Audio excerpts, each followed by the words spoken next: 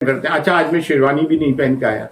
یہ ایک symbolic gesture ہے کہ اب شیروانی اتارنے کا بھی وقت آ گیا ہے, روڈ پر آنے کا وقت رہا ہے. فیصلہ مسلم پرسنل لا بورڈ کرے گی لیکن یونانیمس ڈیسیشن ہو, بل اتفاق رائے ہو. دیکھیے ایسا ہے کہ جیسا ہو رہا ہے پچھلے 11 سال سے سانس ہی نہیں لینے دے رہا ہے مسلمانوں کو. کبھی لو جہاد تو کبھی آرٹیکل 370 تو کبھی ٹرپل طلاق تو کبھی CAA تو کبھی UCC تو کبھی ہر مسجد درگاہ خانقاہوں کے نیچے مندر تلاش کیا جا رہا ہے. حتیٰ کہ خواجہ معین الدین چشتی رحمۃ اللہ علیہ کی درگاہ میں مندر تلاش کیا جا رہا ہے اور خاموشی گورنمنٹ. اور جب یہ بل پاس ہوا راجیہ سبھا میں تو جے شری رام کے نعروں کے ساتھ پاس ہوا. نہ تو وہاں پہ اللہ اکبر کے نعرے کی ضرورت ہے نہ جے شری رام کے نعرے کی ضرورت ہے. یہ ایک کمنل ایجنڈا ہے جو صاف طور سے ظاہر ہو رہا ہے. پھر اس کے اندر کیا ہے, وقت بائی یوزر کو نکالا جا رہا ہے, لیمیٹیشن ایکٹ کو اپلائی کیا جا رہا ہے, یعنی کہ ٹیننٹ کرایہ دار کو اس کی مالکانہ حیثیت دے دی جائے گی. گورنمنٹ کی کئی آفیسز ہمارے اوقاف کی پراپرٹیز پہ اور ہمیں یہ کہا جا رہا ہے کہ جہاں اوقاف اپنا وقف جھنڈا گاڑ دیتی ہے اس کی ملکیت ہو جاتی ہے. ارے بھائی وقف کی پراپرٹیز کو تو مس یوز ان لوگوں بھی نہیں کیا ہے جو وقف بورڈ کے چیئرمین, ممبر, وقف کونسل کے ممبر بن کے آئے, تلوے چاٹو مسلمان. انہوں نے سب میں بڑا نقصان کیا ہے اور آج بھی مسلمان کا مان رہا ہے. شادیوں میں 100 قسم کے کھانے کر رہا ہے, ہر سال عمرے پہ جا رہا ہے.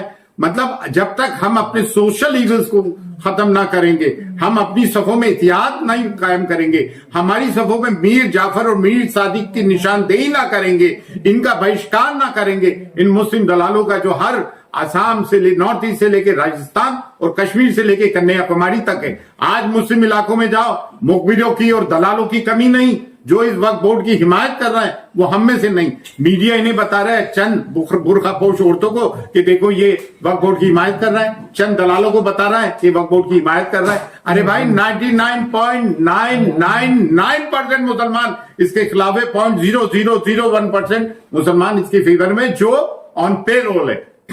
دوسری چیز یہ ہے, and now I'm coming to the legal parts. Direct violation ہے آرٹیکل 14 کا, freedom of religious right article 15 کا, آرٹیکل 26 کا وائلیشن ہے. ہر ریلیجیس ڈینومینیشن کو ادھیکار ہے کہ اپنے NGOs اور چیریٹیبل آرگنائزیشن چلائے. آرٹیکل 29 کا وائلیشن ہے. یہ کانسٹیٹیوشنل, یہ بریچ آف رائٹس ہے اور 5 کانسٹیٹیوشنل بینچ کے ججز بیٹھ کے اس کو فیصلہ کریں. یہ لڑائی لمبی ہے جیسے کسان آندولن کی تھی, لیکن سپریم کورٹ کو, آنریبل سپریم کورٹ کو, honourable chief justice of India کو اس پہ ایک ٹیمپریری اسٹے لینا چاہیے, ورنہ کورٹ میں لڑائی چلتی رہے گی اور یہ ہماری جگہوں کو بلڈوز کرتے رہیں گے.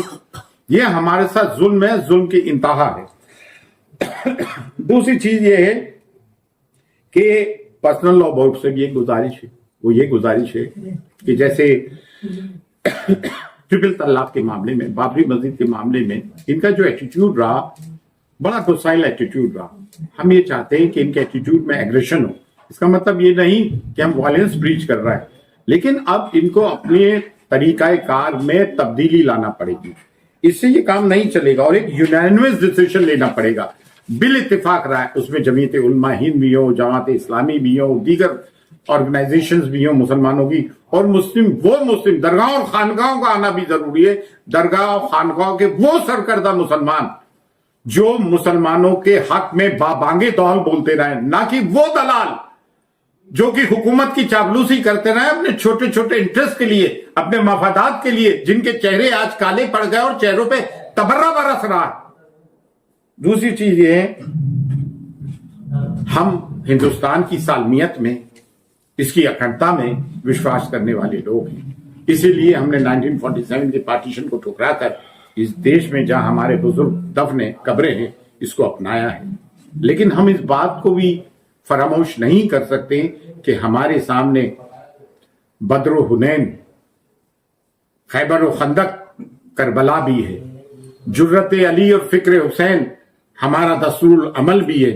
اور اس طرح کے معاملات میں یہ ہمیشہ سے ان اسلامک دشمن اور مسلم دشمن طاقتوں کے خلاف یہ ایک میل کا پتھر ثابت ہوئی ہے. آج کوئی اگر مسلمان یہ بات کرتا ہے یا کوئی غیر یہ بات کرتا ہے کہ ہم فرقوں میں بٹے ہوئے, تو الحمدللہ آج کی تاریخ میں نہ ہم فرقوں میں بٹے ہوئے ہیں نہ برادریوں میں بٹے ہوئے ہیں. آج مسلمان وقف کے معاملے کو لے کے اللہ کا شکر ہے, अल्लाह का शुक्र अदा करते हैं कि हम एक प्लेटफॉर्म पर हैं। आप देखें, मुझे एक बात बताइए, एक चीज और लिखिए कि अगर कोई मुसलमान इसको वक्फ करना चाहे मिल्कियत, ये अल्लाह और उसके रसूल की, पहला वक्फ अल्लाह के रसूल सल्लल्लाहु अलैहि वसल्लम ने कायम किया था कि कोई मुसलमान अगर कोई चीज वक्फ करना चाहता है तो he should be a practising Muslim for 5 year, 5 साल के लिए प्रैक्टिसिंग मुस्लिम हो। ये कौन डिसाइड करेगा भाई कि वो प्रैक्टिसिंग मुसलमान है नहीं है, नमाज पढ़ता है नहीं पढ़ता है, रोजा रखता है नहीं रखता है? भाई मुसलमान के घर में पैदा हुआ मुसलमान है, हिंदू के घर में पैदा हुआ हिंदू है, क्रिश्चियन के घर में पैदा हुआ क्रिश्चियन है। ये तो मतलब प्रैक्टिस। और फिर दूसरे ये है कि आप प्रबंधक कमेटी सिखों की हिंदू एंडोमेंट एक्ट में क्या गैर हिंदू है? क्या सिख प्रबंधक कमेटी में क्या कोई गैर सिख है? जीनियों के धर्म स्थलों में कोई, उनके मजहबी मामलों में कोई गैर चयन है? तो फिर हम मुस्लिमों के मामले में कोई गैर मुसलमान क्यों, काय को हो? और दूसरे हमारे को तो लूटा है अपनों ने, इन मुस्लिम दलालों ने जो वक्फ बोर्ड के मेंबर रहे, वक्फ काउंसिल के मेंबर रहे, इन्होंने जमीन को चाटा है, खाया है और आज भी ये दलालियां कर रहे हैं। ये बात तो जायज है, लेकिन इसका मतलब थोड़ी कि कोई गैर मदाखलत करे हमारे कामों में। देखें, बारगाह हुजूर गैर सुल्तान ख्वाजा मोइनुद्दीन चिश्ती की वो दरगाह है जहां से मजहबी हमआहंगी का मतलब कम्युनल हार्मनी का, सांप्रदायिक सौहार्द का हमेशा पैगाम गया है। लेकिन यहां से कलमा हक भी पढ़ाया गया है, दीन इस्लाम को भी फरोग दिए। 800 साल की हमारी मिरास ये बताती है कि हमने थिक एंड थिन में हमेशा इस देश की सालमियत का भी और मुसलमानों का भी ख्याल रखा है। जब 1935 में काजमी बिल के नाम से वक्त आया, उस वक्त भी हमारी अंजुमन ने इसको रिजेक्ट किया था। अंजुमन सैयदान खुद्दाम ख्वाजा ने वक्त बिल जेपीसी फॉर वक्त 2002 आया, जिसके संग फिर गौतम चेयरमैन थे। उस बिल के मामले में भी हमने जाके ये फॉर वक्त जेपीसी फॉर वक्त आया था, हमने रिजेक्ट किया। पार्लियामेंट इनेक्शन में डिबेट की, कई मीटिंग्स अटेंड किए। अभी अगस्त में जेपीसी फॉर वक्त जब बिल आया, उसको भी हमने प्रेस कॉन्फ्रेंस करके कंडेम किया, उसको सिरे से खारिज किया। और आज जब ये एक्ट बन गया है तो आज अप्रैल 9 को आज हम फिर इसको कंडेम करते हैं, इस एक्ट को, और हम ये चाहते हैं कि इन चीजों को वापस लें। और बिल आखिर हमें जमहूरी निजाम में, डेमोक्रेटिक रेजिम में कॉन्स्टिट्यूशन हमें ये राइट गारंटी करती है कि हम सड़क पर आके आंदोलन करें। जब लोगों ने ट्रेन की पटरियां उखाड़ दी, बसों को रोक दिया, आग लगा दी, वो जायज है उनका। हम पीसफुल एजिटेशन करें कि शाहीन बाग बन रहा है। गांधी जी के नॉन कॉपरेशन मूवमेंट के बाद भारत का सब में बड़ा डेमोक्रेटिक और पीसफुल एजिटेशन रहा है। शाहीन बाग क्यों नहीं बनेगा? क्या शाहीन बाग अनडेमोक्रेटिक है? उसमें कह दिया कि वो पाकिस्तानी है। किसान आंदोलन को कह देते हैं खालिस्तानी है। क्या मुसलमानों को जीने का हक नहीं, अपनी बात रखने का हक नहीं? क्या माइनॉरिटीज को अपनी बात रखने का हक नहीं? आप देखिए ना, कैबिनेट मिनिस्ट्री में भारत की बुद्धिस्ट भी है, माइनॉरिटी में सिख भी है, क्रिश्चियन भी है, नहीं है तो सिर्फ मुसलमान नहीं है। अगर कोई मुसलमान ये समझता है कि वो उससे अछूता रह जाएगा तो गलत है। आज हम अपनी आने वाली नस्लों को क्या जवाब देंगे?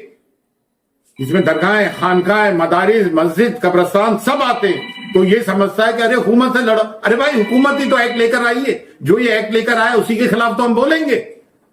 तो ये हमारा आज का मौजू था, हमारा मौकफ था कि हम आउटराइट इस एक्ट को कंडेम करते हैं। अच्छा, आज मैं शेरवानी भी नहीं पहन के आया, ये एक सिंबॉलिक जेस्चर है कि अब शेरवानी उतारने का भी वक्त आ गया है, रोड पर आने का वक्त रहा है। फैसला मुस्लिम पर्सन लॉ बोर्ड करेगी, लेकिन यूनानिमस डिसीजन हो, बिल इत्तेफाक राय होकर हमें यह फैसला लेना, जो भी फैसला हो उस पर अमल करना है, कानून के दायरे में रह के, पीस के दायरे में रह के। और हम supreme court, honourable supreme court से, honourable chief justice of India से चाहते हैं कि हाँ, इस देश की अखंडता सालमियत जब बरकरार रहेगी, जब हम में प्यार, मोहब्बत, इत्तेफाक रहेगा, जिसके हम हमेशा से हामी भी रहे, कायल भी रहे। ख्वाजा मोइनुद्दीन चिश्ती की दरगाह वो दरगाह है जाके हर धर्म, संप्रदाय, डिनोमिनेशन के लोग आते हैं, और हमने हमेशा उनका खैर मकदम किया है। लेकिन हम इस बात को भी नहीं भूल सकते कि हम मुसलमान हैं। अमानिल्लाह, अल्लाह।